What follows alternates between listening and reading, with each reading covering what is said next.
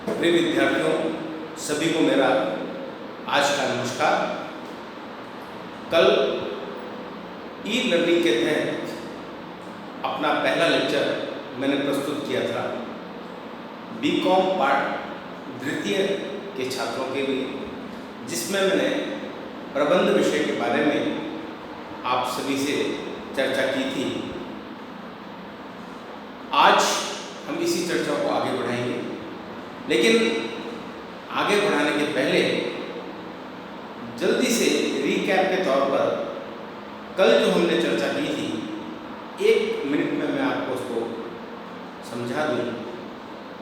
कल हमने चर्चा की थी प्रबंध के बारे में कि प्रबंध क्या है और प्रबंध की परिभाषाएं देखी थी। तो प्रबंध क्या है, सामान्य अर्थों में अगर हम बात करें तो दूसरे व्यक्तियों से कार्य करवाने की कला को प्रबंध कहते हैं। Management is an art to get the things done through others. ये एक ऐसी कला है जो दूसरे व्यक्तियों से कार्य करवाने की है कि प्रबंध में हम दूसरे व्यक्तियों से, समूह में जो व्यक्ति कार्य करते हैं उनसे कैसे कार्य करवाएं और बढ़िया कार्य करवाएं, वो एक प्रबंध माना जाता है। प्रबंध की कुछ परिभाषा हमने देखी थी, जिसमें उत्पादकता प्रधान परिभाषा थी स्टेनलेस की। इसी प्रकार से कुछ मानव प्रधान परिभाषा थी, जिसमें ह्यूमन एंगल को ज़्यादा इंपॉर्टेंस दिया गया था, और वो हेरोल्ड वुड्स की थी, लॉरेंस एप्ले की थी। आज उसी क्रम में हम आगे बढ़ते हैं और प्रबंध की कुछ और परिभाषाओं को जानने का प्रयास करते हैं। तीसरी जो परिभाषाएं हैं वो कहलाती है निर्णयन एवं नेतृत्व प्रधान परिभाषा। निर्णयन और नेतृत्व प्रधान परिभाषा का तात्पर्य ये है कि कुछ लोगों ने, जैसा कल भी मैंने चर्चा की थी, जिस रूप में प्रबंध को देखा उस रूप में प्रबंध को परिभाषित किया। कुछ लोग इस प्रकार के हैं जो प्रबंध को नेतृत्व क्षमता से जोड़ते हैं, लीडरशिप से जोड़ते हैं। उनका ये मानना है कि नेतृत्व क्षमता हर एक व्यक्ति में नहीं होती, केवल कुछ व्यक्ति होते हैं जिसमें नेतृत्व क्षमता पाई जाती है और वो व्यक्ति आगे जाकर सफल प्रबंधक बनते भी हैं। इसी प्रकार से निर्णयात्मक क्षमता हर एक व्यक्ति में नहीं होती, हर एक व्यक्ति निर्णय ले नहीं सकता है।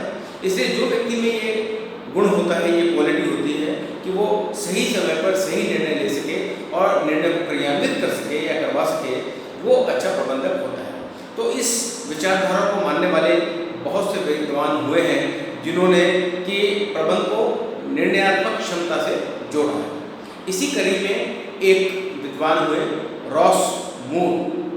रॉस मूर ने कहा कि प्रबंध का अर्थ है निर्णय लेना। बहुत छोटी, संक्षिप्त एवं सारगर्भित परिभाषा देने का प्रयास किया है कि प्रबंध का तात्पर्य या अर्थ है निर्णय लेना। Management means decision making. इन्होंने कुछ भी नहीं कहा, सिर्फ ये कहा कि मैनेजमेंट का मतलब निर्णय लेना है। तो ये कुछ हद तक आप कह सकते हैं कि रॉस मूर का मानना है कि प्रबंध का तात्पर्य निर्णय लेने से होता है। जो व्यक्ति जितना ठोस निर्णय लेगा, जितना सुदृढ़ निर्णय लेगा, व्यवसाय उतनी प्रगति करेगा। जहाँ तक निर्णय का सवाल है, निर्णय वो अच्छा माना जाता है जो उचित समय पर लिया जाए। यदि समय पर निर्णय नहीं लिया जाता तो बहुत सी चीज़ें बिगड़ सकती हैं। तो रॉस मूर के अनुसार प्रबंध कुछ भी नहीं बल्कि निर्णय लेने की प्रक्रिया है, और जो व्यक्ति इस कार्य में जितना निपुण होगा, जितना बढ़िया होगा, उतना अच्छा प्रबंधक माना जाएगा। इसी प्रकार से एक विद्वान हुए हैं स्टेनले वेंस। स्टेनले वेंस ने निर्णयात्मक परिभाषा दी है। उनका मानना है कि प्रबंध पूर्व निर्धारित लक्ष्यों की प्राप्ति के उद्देश्य से निर्णय लेने की और मानवीय क्रियाओं पर नियंत्रण करने की प्रक्रिया है। स्टेनले वेंस कहते हैं, management is simply the process of decision making and control over the actions of human beings for the express purpose of attaining the determined goals. इसका मतलब ये है कि स्टेनले वेंस ये मानते हैं कि प्रबंध क्या है, पूर्व निर्धारित लक्ष्यों की प्राप्ति करने के लिए या पूर्व निर्धारित लक्ष्यों की प्राप्ति के उद्देश्य से निर्णय लेने की प्रक्रिया है। अब पूर्व निर्धारित उद्देश्य का मतलब क्या हुआ? पूर्व निर्धारित उद्देश्य का मतलब ये हुआ कि प्रबंध किसका किया जाएगा। प्रबंध हमेशा लक्ष्यों का, उद्देश्यों का किया जाता है। यदि हमारे समक्ष लक्ष्य नहीं है, कोई उद्देश्य नहीं है, तो हम प्रबंध किस चीज़ का करेंगे? तो प्रबंध हमेशा उद्देश्यों का किया जाता है। तो प्रबंध पूर्व निर्धारित लक्ष्यों या उद्देश्यों की प्राप्ति के लिए निर्णय लेने की प्रक्रिया है एज पर स्टेनलेस, और मानवीय क्रियाओं पर नियंत्रण करने की प्रक्रिया है। यदि मानवीय क्रियाएं, ह्यूमन एक्टिविटीज जो हैं, उन पर भी नियंत्रण आवश्यक है। बगैर कंट्रोल की चीजें बिगड़ सकती हैं। तो मानवीय क्रियाओं पर नियंत्रण किस तरीके से दिया जाए? मानवीय क्रियाओं पर नियंत्रण लेने के लिए निर्णय क्षमता होनी चाहिए। अगर आप में निर्णय क्षमता नहीं है तो आप मानवीय क्रियाओं पर किस प्रकार से नियंत्रण स्थापित करेंगे, ये कहना मुश्किल होगा। तो बहुत से विद्वानों ने प्रबंध को निर्णय के साथ जोड़ा है, नेतृत्व क्षमता के साथ जोड़ा है। इसी कड़ी में हम आगे देखते हैं कि कुछ लोगों ने प्रबंध की कार्यात्मक या प्रक्रियात्मक परिभाषाएं दी हैं। कार्यात्मक या प्रक्रियात्मक परिभाषा का मतलब ये है कि कुछ लोगों ने प्रबंध को डिफाइन जो किया है, उसकी जो परिभाषा दी है वो उसके कार्यों के फंक्शंस के आधार पर दी है। और प्रबंध का कोई एक कार्य नहीं होता, प्रबंध कार्यों की एक श्रृंखला है जिसमें बहुत से कार्यों को संपादित करना पड़ता है। तो प्रबंध कार्यों की विस्तृत श्रृंखला है जो कि नियोजन से स्टार्ट होकर नियंत्रण पर खत्म होती है, और बीच में आपको संगठन भी बनाना पड़ता है, अभिप्रेरणा भी देनी पड़ती है, निर्णय भी करना पड़ता है, समन्वय भी करना पड़ता है। ये सब प्रबंध के कार्य माने जाते हैं। तो कुछ लोगों ने प्रबंध के कार्यों को ही ध्यान में रखते हुए प्रबंध को परिभाषित करने की कोशिश की है। कार्यात्मक या प्रक्रियात्मक प्रधान परिभाषाओं में एक विद्वान हुए हैं मैसन और अल्बर्ट। मैसन और अल्बर्ट ने परिभाषित किया है कि प्रबंध संगठनात्मक लक्ष्यों के निर्धारण एवं प्राप्ति के लिए नियोजन, संगठन, अभिप्रेरण एवं नियंत्रण की प्रक्रिया है। Management is the process of planning, motivating and controlling in order to formulate and attain organizational goals और ऑब्जेक्टिव्स। इस परिभाषा का मतलब ये है कि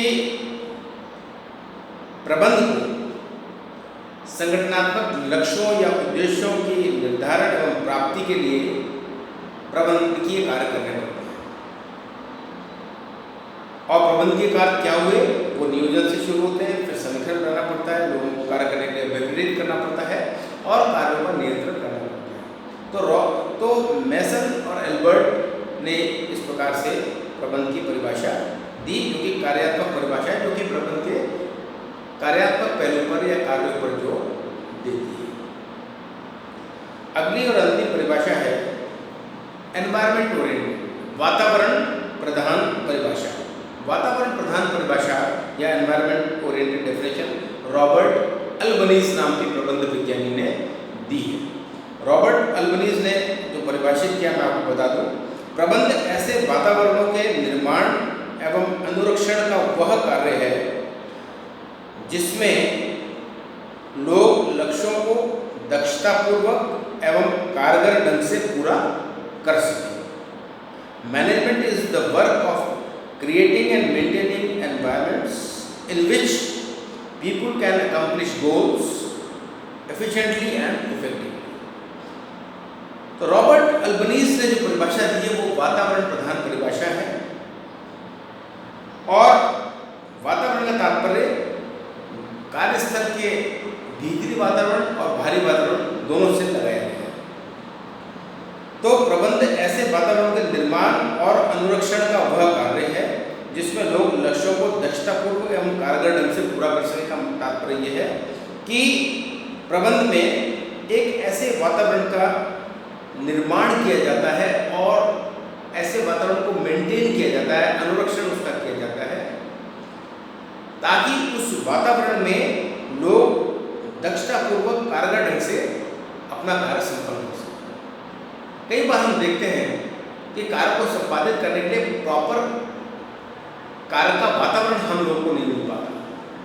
जब तक वर्क प्लेस पे वर्क एनवायरनमेंट ठीक नहीं होगा, काम करने में और काम करवाने दोनों में मुसीबतों का सामना करना पड़ता है। तो जहाँ भी हम काम करें, जैसा भी हम काम करें, एक कार्य का अच्छा वातावरण हो और उस वातावरण को मेंटेन किया जाए, उसका अनुरक्षण किया जाए, तो ऐसी परिस्थिति में कार्य को ठीक तरीके से संपादित किया जा सकता है। तो ये कुछ परिभाषाएं हमने देखी जो प्रबंध को परिभाषित करती है। निष्कर्ष के रूप में हम कह सकते हैं कि प्रबंध जो है वो कुछ भी नहीं बल्कि दूसरे व्यक्तियों से कार्य करवाने की एक कला है, और जो इस कला में पारंगत है, जो दूसरे व्यक्तियों से कार्य करवाने की कला को जानता है, वो अच्छा प्रबंधक होता है। व्यवहार में हम